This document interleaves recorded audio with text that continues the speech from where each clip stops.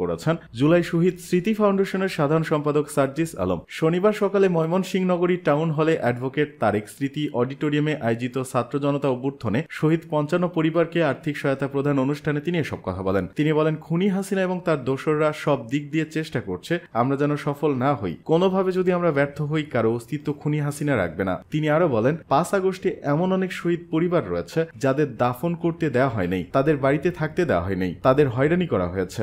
এখন যদি খুনি হাসিনা আসে তবে আবারও একই কাজ করবে তারা। সেখান থেকে আমাদের দায়িত্ব যে স্বপ্ন নিয়ে, যে স্পিরিট নিয়ে উত্থান হয়েছে তা রক্ষা করতে হবে। তিনি বলেন, আমরা আমাদের জায়গা থেকে সরকারের যেমন গঠনমূলক সমালোচনা করব, একইভাবে আমরা প্রশাসন থেকে শুরু করে সব সেক্টরে তাদের কাজে সহযোগিতা করব। পুলিশ প্রশাসন, জেলা বিভাগীয় প্রশাসনের কাছে অনুরোধ করে তিনি বলেন, যারা এই অভ্যুত্থানে রক্তাক্ত হত্যাযজ্ঞের সাথে জড়িত ছিল, যাদের ভিডিও ফুটেজ, ছবি, ক্লিয়ার ডকুমেন্ট রয়েছে, সে যে পরিচয় হোক না কেন তাদের শাস্তির আওতায় আনতে হবে। এটা শুধু আমাদের নয়, এখন যারা প্রশাসনের দায়িত্ব পালন করছেন এটা তাদেরও অস্তিত্বের সাথে সম্পৃক্ত। তিনি বিনয়ের সাথে অনুরোধ করে বলেন, যাদের বিরুদ্ধে ডকুমেন্টস আছে তাদের বিচারিক প্রক্রিয়া যেন বিন্দুমাত্র দয়া দেখানো না হয়। এটা যদি করা হয় বা প্রত্যক্ষ পরোক্ষ হয় তাহলে একসময় দেখা যাবে কোনো বিচারই হচ্ছে না, ফলে পরিণতি মিশরের মতো হবে। বর্তমানে যে কনস্টেবল, তাকে তার দায়িত্ব পালন করতে হবে, যিনি বিভাগীয় কমিশনার তাকেও তার পুরো দায়িত্ব পালন করতে হবে। তিনি বলেন, আমাদের মাধ্যমে যেন কেউ অন্যায় অবিচারের শিকার না হয়, তাহলে এই জায়গাটা ধীরে ধীরে বড় হবে। দিন শেষে যে স্বপ্ন নিয়ে এত রক্ত দেয়া, জীবন দেয়া, সেটা পূরণ হবে না। আমরা যদি বেঁচে থাকি কোনো শহীদ পরিবার বা আহত যোদ্ধার গায়ে একটা আজ পর্যন্ত লাগতে দেব না। আমরা যদি বেঁচে থাকি কোনো শহীদ পরিবার বা আহত ভাইকে দুর্দশাগ্রস্ত জীবন পার করতে হবে না।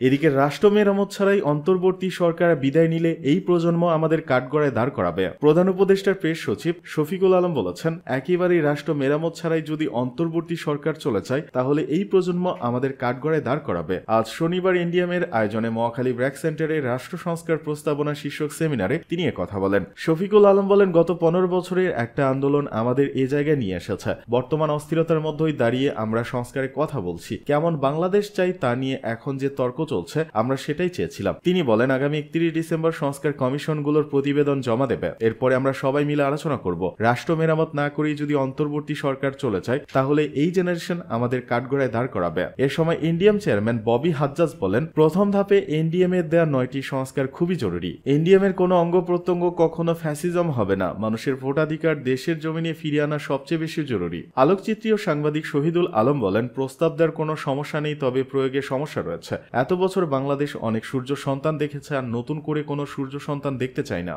জাতীয় ঐক্যমত্য ধরে রাখতে সংলাপ জরুরি, মন্তব্য ডক্টর কামালের। গণফোরামের ইমিরেটাস সভাপতি ডক্টর কামাল হোসেন বলেছেন, জাতীয় ঐক্যমত্য ধরে রাখতে গণতন্ত্র মনা সব রাজনৈতিক দল, ব্যক্তি ও নাগরিক সমাজের মধ্যে সংলাপ জরুরি। শনিবার রাজধানী ইঞ্জিনিয়ার্স ইনস্টিটিউশন মিলনায়তনে গণফোরামের 7ম জাতীয় সম্মেলনে সভাপতির বক্তৃতায় তিনি এসব কথা বলেন। অনুষ্ঠানে ডক্টর কামাল হোসেনের পক্ষে লিখিত বক্তব্যটি পড়ে শোনান দলটির সাধারণ সম্পাদক মিজানুর রহমান। ডক্টর কামাল বলেন, বিগত 16 বছর রাষ্ট্রীয় প্রতিষ্ঠানগুলো দলীয়করণের ফলে প্রায় অকার্যকর হয়ে পড়েছে। এসব প্রতিষ্ঠান সংস্কার ও নির্বাচনের সুষ্ঠু পরিবেশ তৈরি করতে ডক্টর মোহাম্মদ ইউনূস সরকারকে সহযোগিতা করা সব রাজনৈতিক দল ও দেশের জনগণের নৈতিক দায়িত্ব, যাতে সংস্কার সুষ্ঠুভাবে করতে সক্ষম হয়। তিনি বলেন, এক্ষেত্রে যে জাতীয় ঐক্যমত্য সৃষ্টি হয়েছে তা ধরে রাখা প্রয়োজন। এজন্য গণতন্ত্র মনা সব রাজনৈতিক দল, ব্যক্তি ও নাগরিক সমাজের মধ্যে সংলাপ জরুরি বলে আমি মনে করি। গণফোরামের নেতাদের উদ্দেশ্যে ডক্টর কামাল বলেন, আজকের কাউন্সিলকে কেন্দ্র করে ঐক্যকে আরো সুসংহত করবেন। সেই ঐক্যের মধ্য দিয়ে যা কিছু অর্জন আমরা করতে পারি। এই ঐক্য না হয় অতীতে আমাদের অনেক ক্ষতি হয়েছে। এইবার যে ঐক্য গড়ে উঠেছে সেটাকে সুসংহত করে ঘোষিত লক্ষ্যগুলো আমরা যেন অর্জন করতে পারি।